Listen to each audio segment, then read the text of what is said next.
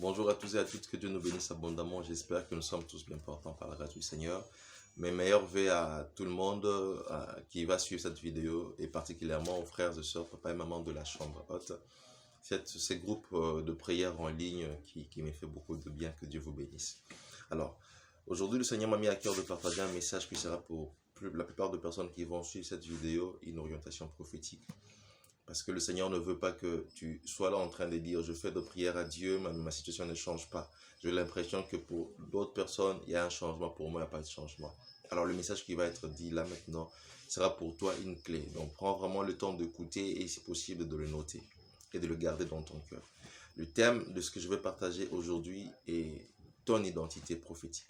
Alors je vais aller beaucoup plus rapidement. Je vais définir c'est ce que j'appelle identité prophétique. Je vais prendre avec des termes beaucoup plus simples. J'ai défini comme identité prophétique d'une personne, cette identité qui est liée à la destinée d'une personne. Je vais l'expliquer autrement. L'identité prophétique d'une personne, c'est cette identité qui est liée au devenir d'une personne. C'est devenir qui ne dépend pas de tes études, qui ne dépend pas de ton travail, de ton parcours professionnel, qui ne dépend pas de ta famille, de là où tu es sorti, du quartier où tu es venu au monde, qui ne dépend pas des hommes, mais qui dépend de Dieu. C'est-à-dire, de l'instant où chaque enfant vient au monde, il y a des choses que Dieu attache à cet enfant. C'est-à-dire, une mission que Dieu attache, que voilà, l'enfant qui vient de naître va accomplir ceci, cela. C'est ce que nous appelons destinée. Et ce sont des choses qui se font par le Seigneur. Malheureusement, pour beaucoup de personnes, ils vivent, ou bien ces personnes vivent, mais passent à côté de leur destinée, tout simplement parce que ces personnes n'ont pas compris leur identité. Tu peux étudier, tu peux avoir un bon travail, mon frère, mais si tu ne comprends pas ton identité, si tu n'as pas la révélation de ton identité prophétique, alors tu passeras à côté de ta destinée.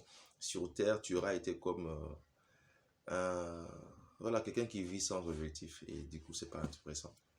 Alors, le texte que nous allons exploiter ce matin, c'est dans le livre de Jean, l'évangile selon Jean, le premier chapitre du verset 19 au verset 21. Je vais lire rapidement au nom de Jésus-Christ. Jean chapitre 1er, du verset 19 au verset 23. Voici le témoignage de Jean lorsque les Juifs lui envoyèrent de Jérusalem une délégation de prêtres et de Lévites pour lui demander « Qui es-tu » Il dit clairement la vérité sans se dérober et leur déclare ouvertement « Je ne suis pas le Messie ». Mais alors, continuèrent-ils donc, « Qui es-tu » Élie. Je ne le suis pas. Es-tu le prophète? Non, non. Mais enfin, insistèrent-ils, qui es-tu? Il faut bien que nous rapportions une réponse à ceux qui nous ont envoyés.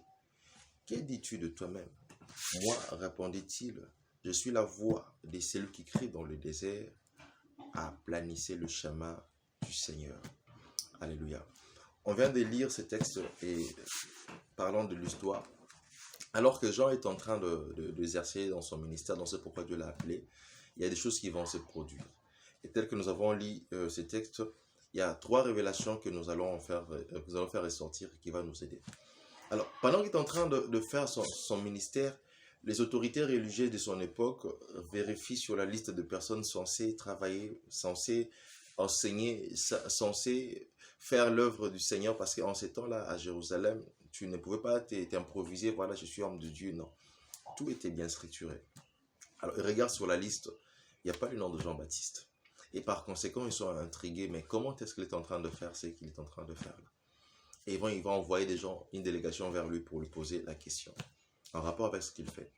J'aimerais dire à une personne, dans le monde où nous vivons, il y a des listes. Et le monde a sa liste. Et sur la liste que le monde a, il a écrit des noms de personnes qu'il a jugées qualifiables, qu'il a jugées qualifiées pour tel poste, tel rang social, telle chose, en se basant sur certains critères. Et malheureusement, peut-être pour toi et moi, on n'est pas sur cette liste-là parce que ces critères que le monde est en train de chercher, nous ne l'avons pas. On n'est pas de telle famille, on n'est pas de tel rang, on n'a pas fait telles études et tout. Mais j'aimerais dire à une personne, ne te décourage pas. Car Dieu aussi dans le ciel, il a une liste. Et dans la liste du Seigneur, il y a des personnes que le monde ignore, des personnes que le monde ne sait pas. Parce que le monde regarde ce qui frappe à l'œil, mais Dieu sait ce qu'il a placé en tout un chacun. Et sur cette liste, il y avait le nom de Jean-Baptiste. C'est comme ça, ils étaient étonnés de voir quelqu'un en train de faire quelque chose. Il n'est pas sur leur liste, mais tout simplement Jean-Baptiste était sur la liste de Dieu.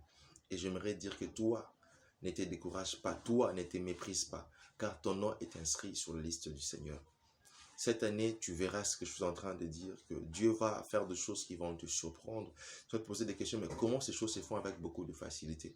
Parce que tu auras compris ce message et tu verras beaucoup de choses se faire avec facilité parce que ton nom est inscrit sur la liste du Seigneur. Vous savez, les gens qui sont inscrits sur la liste du Seigneur sont des personnes que Dieu garde dans ce que j'appelle le cache-toi de Dieu.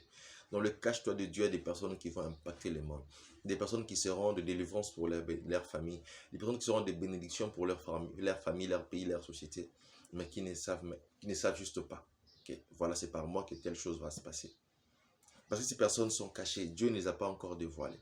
Mais j'aimerais aussi te dire, aussi vrai que celui qui t'a fait cette promesse est fidèle, aussi vrai que celui qui a déposé ces choses en toi s'appelle Adonai, il va lui-même faire en sorte que ces choses qu'il a placées en toi deviennent une réalité que tu verras et que le monde verra et que les gens vont dire, il a un Dieu et un Dieu puissant et un Dieu fidèle.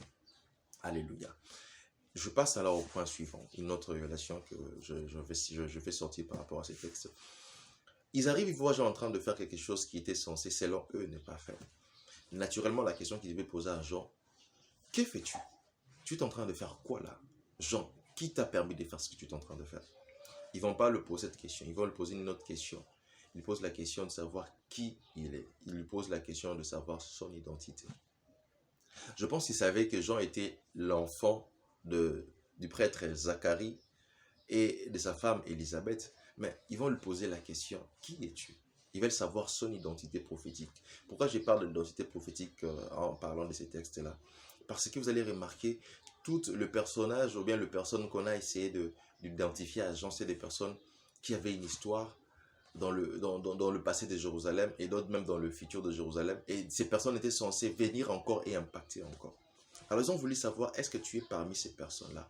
Que nous puissions un peu savoir ce que tu peux faire, ce que tu es en mesure de faire. Alors la deuxième révélation pour toi et moi, c'est que ton identité prophétique en dit long sur ce que tu peux faire, en dit long sur ce qui te revient de droit, en dit long sur même ton héritage prophétique que Dieu t'a donné.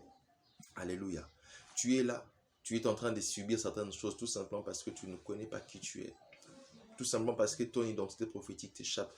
Quand tu comprends par la révélation que voilà, je suis en réalité ceci, cela, tu peux facilement dire que voilà, ça là, c'est dans mon identité, c'est dans mon droit, je le possède. Telle chose ne peut plus être dans ma vie, telle situation ne peut plus demeurer en moi.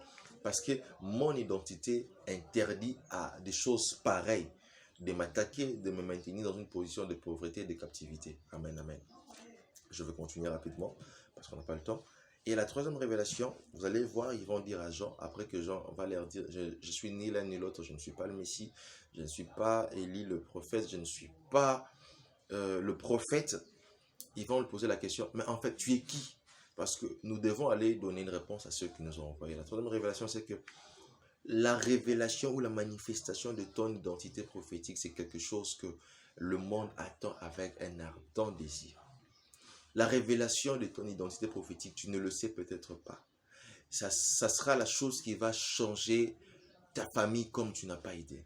Ça sera la chose qui va changer l'histoire de ton quartier, l'histoire de ton pays comme tu n'as pas idée. Tu n'as pas idée que la révélation de ton identité prophétique va même apporter un grand changement dans le monde. Alléluia. C'est comme ça qu'ils vont dire à Jean, on ne part pas, on ne quitte pas ces lieux pour rentrer tant que tu ne nous dis pas qui tu es. Donc comprends que la chose dont je suis en train de te parler n'est pas simplement bénéfique pour toi, mais cette identité-là que je suis en train de te parler, cette identité prophétique, c'est une réponse pour le monde. La Bible dit dans Romains chapitre 8 que la création tout entière attend avec un ardent désir la révélation du Fils de Dieu. Donc la manifestation de cette identité prophétique que tu dois connaître sur toi est vivement et ardemment attendue. Alléluia. Car c'est une réponse et une solution pour beaucoup de problèmes, beaucoup de défis. Mais une question qu'on peut se poser là, comment découvrir cette identité prophétique? Comment découvrir cette identité qui est intimement liée à ma destinée? Alors, si vous lisez l'histoire de Jean-Baptiste, pour gagner le temps, je ne vais plus donner des références bibliques. Peut-être en commentaire, je vais ajouter des références bibliques. Si vous lisez l'histoire de Jean s'est tenu dans le désert là où Dieu voulait qu'il soit. Jean va dire quelque chose, je ne suis pas celui qui part dans le désert, je ne suis simplement la voix de celui qui part dans le désert. Donc, pour dire que je suis ce serviteur entre les mains de celui qui veut faire passer un message au monde. Je suis simplement au service de celui qui est en train de faire passer un message au monde. Il dit, je suis un serviteur. La première des choses, il faut être serviteur de Dieu. Quand je parle de serviteur, je ne parle pas simplement de pasteur, de prophète, non. Quand je parle de serviteur, je parle de servir Dieu. Être à l'église et être actif, être au service du Seigneur. Selon la grâce que Dieu t'a donnée, selon le don que Dieu t'a donné, selon le ministère que Dieu t'a donné. Alléluia. Alors, c'est en étant au service du Seigneur que le Seigneur se révélera à toi pour te dire davantage sur ce que tu es appelé à être en réalité. Alléluia. Et la deuxième clé, c'est lorsqu'on sait adorer Dieu. Adorer Dieu, c'est pas simplement chanter, c'est dire à Dieu qui Dieu est. Alléluia. Quand on mène une vie d'adoration, c'est aussi lorsque Jésus pose la question à ses disciples, qu'est-ce que les gens disent que je suis et pour vous, je suis qui?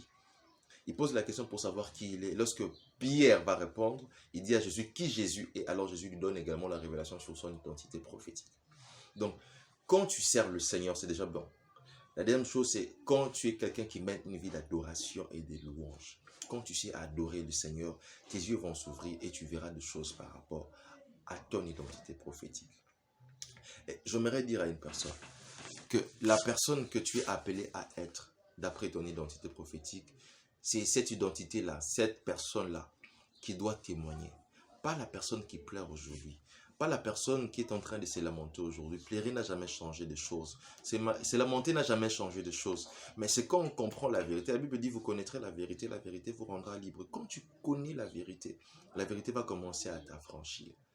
Pour cette année qui va débuter, Dieu ne veut pas que tu vives cette année de la même manière que tu as vécu l'année 2021 ou les autres années passées. Dieu veut que tu entres dans cette révélation de l'identité qui t'est donnée, de ton identité, du pourquoi Dieu t'a envoyé sur terre. Et j'aimerais que déjà que tu prennes des résolutions que cette année, je vais servir Dieu. Cette année, dans mon église, dans ma communauté, je ne serai pas juste quelqu'un qui vient, qui prie et puis qui sort. Je serai quelqu'un qui va servir Dieu. Si ce n'est pas dans ma communauté, même quelque part, je vais commencer à faire ceci pour le Seigneur. Je vais commencer à vraiment... Quand je vois quelqu'un en cours de route, je veux commencer à parler du Seigneur à cette personne. Je veux servir Dieu, je veux me tenir quelque part. Et je m'engage à être quelqu'un qui va adorer Dieu, qui ne va pas se lamenter, même quand les choses seront compliquées, mais qui va se tourner vers le Seigneur, dire à Dieu, Seigneur, je te bénis, je te célèbre, je t'adore pour ce qui arrive, car il n'y a rien de ce qui m'arrive qui te surprend. Tu étais au contrôle de tout, tu savais tout, et je te bénis car tu as la réponse. Alléluia. Alors, j'aimerais prier avec toi qui a suivi ce message.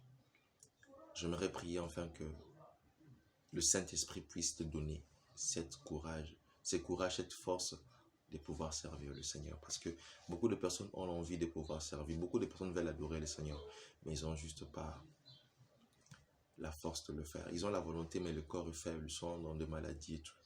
C'est comme ça que j'aimerais prier avec vous. Que Dieu te fortifie là où tu es. Que Dieu te donne la volonté, le désir de le servir. Que Dieu te donne la volonté, le désir de te tenir à son poste. Sers le Seigneur, car ta bénédiction en dépend. Que tout ce qui pouvait t'empêcher de servir Dieu tombe. Si c'est la maladie, que cette maladie tombe. Si elle est chronique, que cette maladie s'arrête maintenant au nom de Jésus. Si c'était un manque d'argent, tu étais tout le temps en train de chercher l'argent, je viens déclarer une nouvelle saison dans ta vie.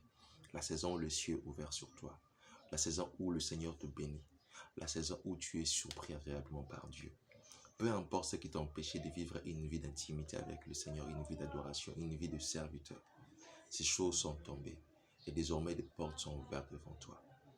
Au nom de Jésus-Christ, je viens ainsi prier avec le Saint-Esprit. Amen. Que Dieu vous bénisse encore une fois de plus. Bonne année et meilleurs vœux. Merci beaucoup.